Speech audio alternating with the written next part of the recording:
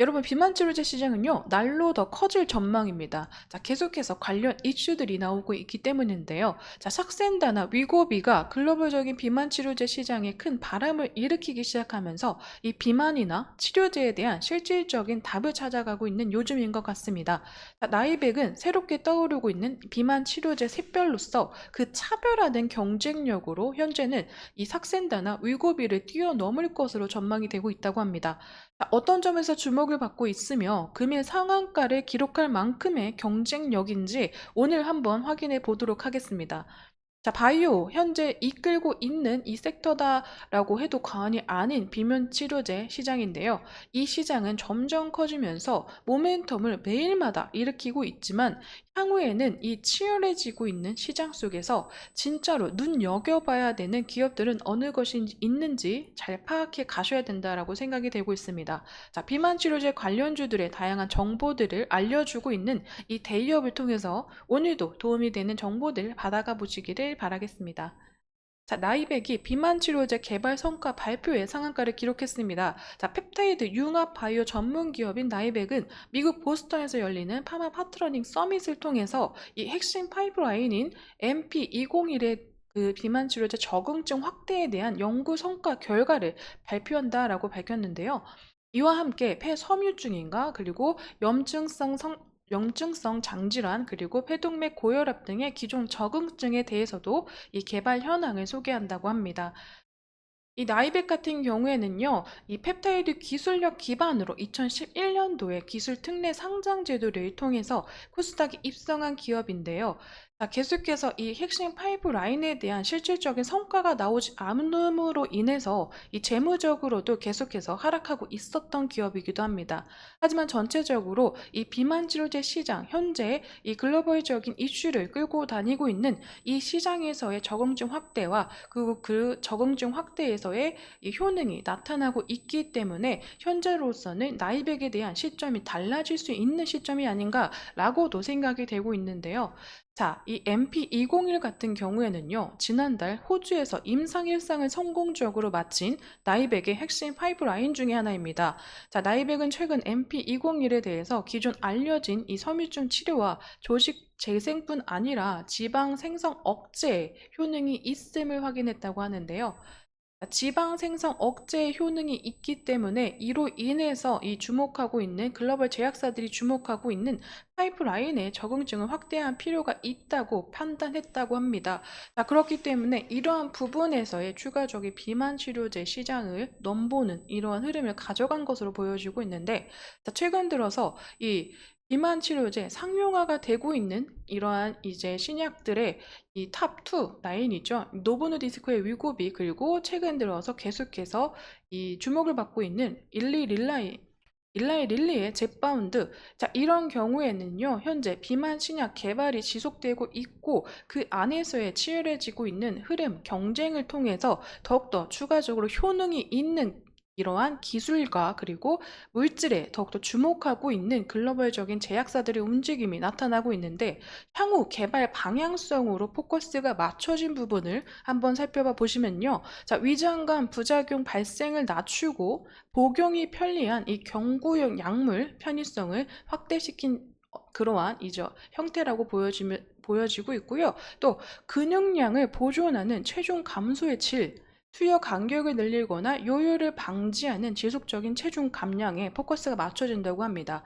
자, 현재 전체적으로 이 GLP-1이 당뇨병 약에서 흐름을 가져왔었기 때문에 이 근육량을 보존하거나 요요를 방지하는 이러한 흐름 면에서의 효능은 추가적으로 나타나지 않았었는데, 자, 이 부분에서의 효능을 더 개발 방향성을 맞춰가면서 향후 신약은 이러한 관점으로 만들어질 가능성이 높다라고 보여지고 있습니다.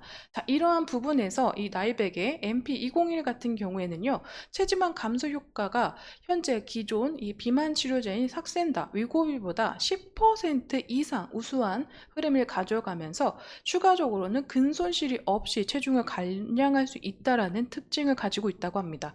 자, 비만 환자들이 체중 감소와 근육 유지라는 두 가지 중요한 치료 목표를 동시에 달성할 수 있다라는 점에서 다른 회사와는 차별화된 경쟁력을 갖췄다라는 게 이 나이백 회사 측의 설명이라고 하는데요. MP201은 또 추가적으로 단독 투여뿐 아니라 다른 치료제와 병용 투여할 경우에도 높은 효능을 보였기 때문에 환자에게 다양한 치료 옵션까지 제공할 수 있는 것으로 기대가 되면서 이 글로벌적인 제약사 그리고 비만 환자분들에게 모두에게 박수를 받을 만한 기능과 이 흐름이 아닐까라고도 생각이 되고 있습니다.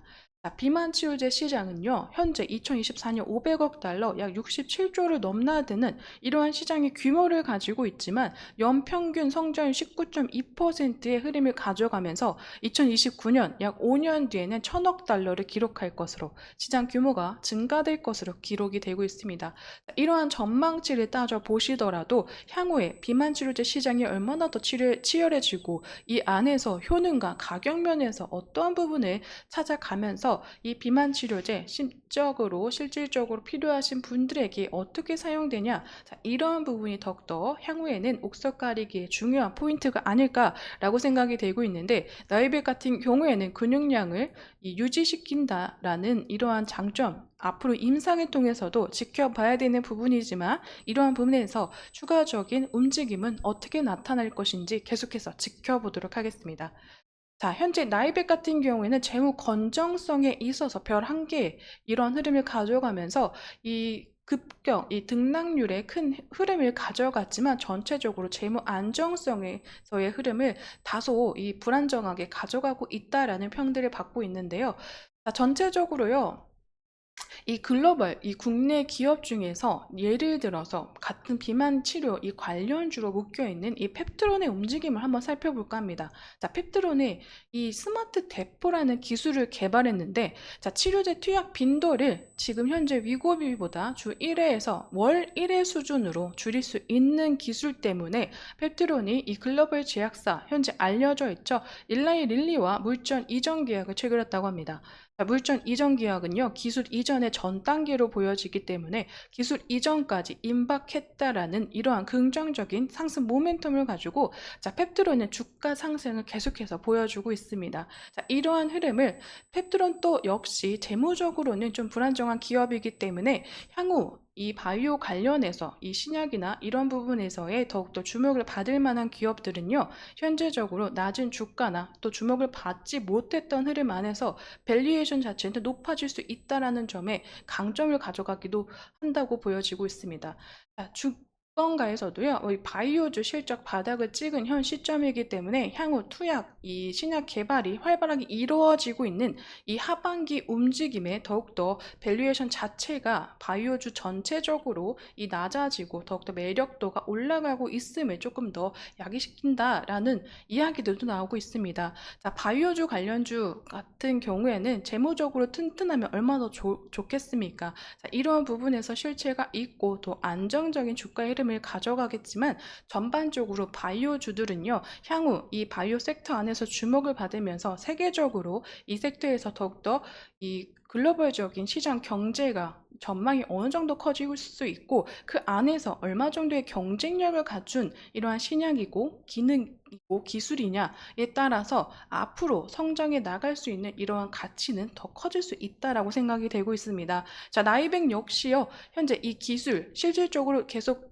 보여주지 못했던 이 파이프라인에서의 흐름을 좋게 긍정적으로 가져가고 있기 때문에 이 부분에서 저는 재무적인 흐름도 중요하겠지만 이 흐름보다는 향후의 움직임에 조금 더 주목해 주시는 건 어떨까 싶습니다.